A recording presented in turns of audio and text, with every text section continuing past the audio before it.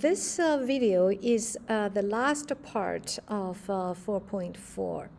Although 4.4 is absolutely focuses on graphing, so graphing the rational function, so it's absolutely graphing.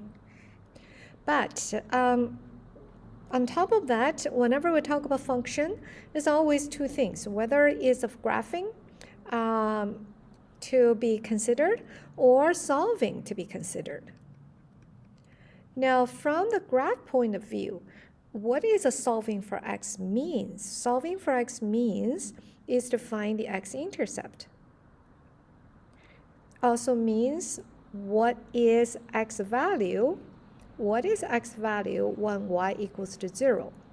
So then what is x value when y equals to 0?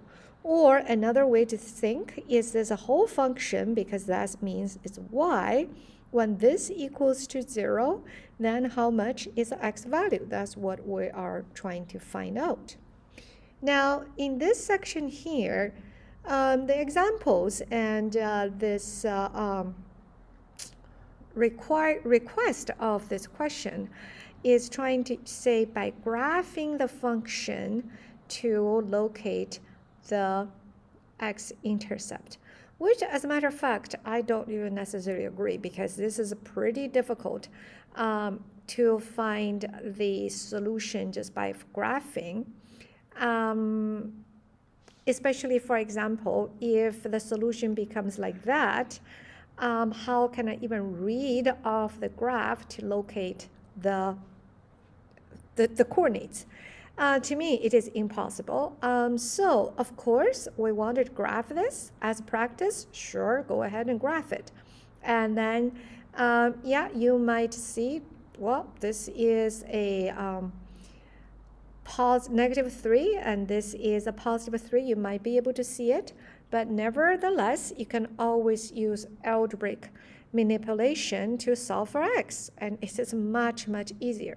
So now, for example, if this whole thing equals to 0, so if x squared subtract 9, and down here it's even tedious for me to even write. If that equals to 0, that means on both sides of the equation, I'm going to multiply the denominator. That means on this side, it's all cancel. On this side, it's 0 anyways.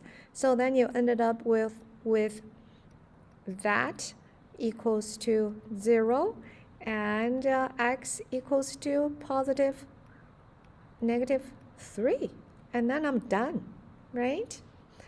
Then this one is just it's kind of like interesting way to write it, but it's not a big deal.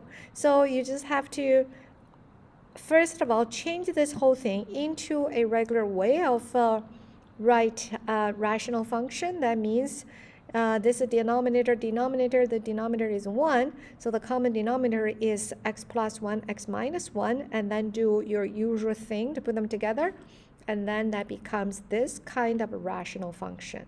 So then again, when this is equals to 0, that means 2x squared subtract 4 equals to 0. Move this one to the other side. That means 2x squared equals to 4 divided by 2, and divided by 2, that means x squared equals to 2. Therefore, x equals to positive and negative root of 2. And then we're done. All right, so this is the last part of 4.4. So now we've finished 4.4. Thank you for watching.